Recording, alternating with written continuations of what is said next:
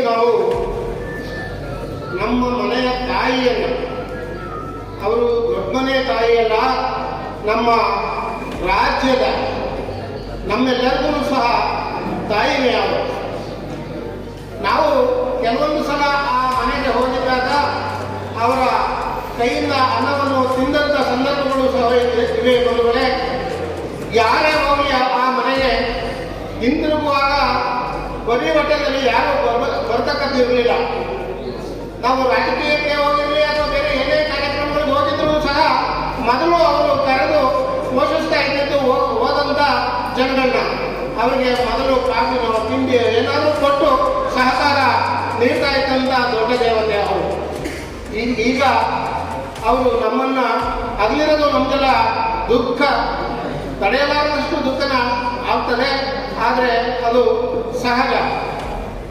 ಈ ಭೂಮಿ ಮೇಲೆ ನಾವೆಲ್ಲರೂ ಜನಿಸಿದ ಮೇಲೆ ಒಂದು ದಿವಸ ನಾವು ಸ್ವರ್ಗಸ್ಥರ ಆಗಲೇಬೇಕಾಗಿದೆ ಬಂಧುಗಳೇ. ಅದೇ ರೀತಿಯಲ್ಲಿ ನಮ್ಮ ಪರಮ ಪೂಜ್ಯ ದೊಡ್ಡಮನೆ ದೇವತೆ ದೈವಾಧೀನರು ಆಗಿದ್ರು. ಅದನ್ನ ಹೇಳ್ಬೇಕು ಅಂದ್ರೆ ಆ ಬೆಂಗಳೂರಿನಿಂದ ಆ ಉದಯನರಸೀಪುರಕ್ಕೆ ಬರಬೇಕು ಅಂತಂದಾಗ ಆ ದಾರಿಯುದ್ದಕ್ಕೂ ಸೇರಿದಂಥ ಜನಸ್ತೋಮ ಯಾರಿಗೂ ಸಹ ಸೇರಿರಲಿಲ್ಲ. ಅಷ್ಟು ಅದ್ಭುತವಾದಂಥ ಸಮಾರಂಭ ಇರಬೇಕು. ಆ ಥರದಲ್ಲಿ ಆ ಪ್ರಯಾಣ ಸಾಗಿ ಹೊಳೆನರಸೀಪುರವನ್ನು ಸೇರಿದ್ದನ್ನು ನಾವು ಕಂಡಿದ್ದೀವಿ ಬಂಧುಗಳೇ. ಅವರು ಈ ದೊಡ್ಡಮನೆಯ ಉದ್ಧಾರಕ್ಕಾಗಿ ಮಾಡಿ ಶ್ರಮಿಸಿದಂಥ ಅವರು ಪರಮ ಪೂಜ್ಯ ದೇವತೆ. ಅವರ ದೈವಿಕ ಶಕ್ತಿಯಿಂದಲೇ ಸಹ ಆ ಕುಟುಂಬ ನಮ್ಮ ದೇಶದ ಮುಗಿಲೆತ್ತರಕ್ಕೆ ಬೆಳೆದದ್ದು. ಸನ್ಮಾನ್ಯ ನಮ್ಮ ದೊಡ್ಡಗೌಡರು ಸಹ ಅಧ್ಯಕ್ಷ ಪದವಿಗೆ ಹೋದದ್ದು, ಅವರು ಪ್ರಧಾನಮಂತ್ರಿಗಳ ಆದದ್ದು ಈ ಮಾತೆಯ ಆದರ್ಶ ಮತ್ತು ದೈವಶಕ್ತಿಯಿಂದ ಅಂತ ನಾವಾದ್ರೂ ಭಾವಿಸಬಹುದು ಬಂಧುಗಳೇ. ಈಗಲೂ ಸಹ ಆ ಕುಟುಂಬ ಅಲ್ಲ,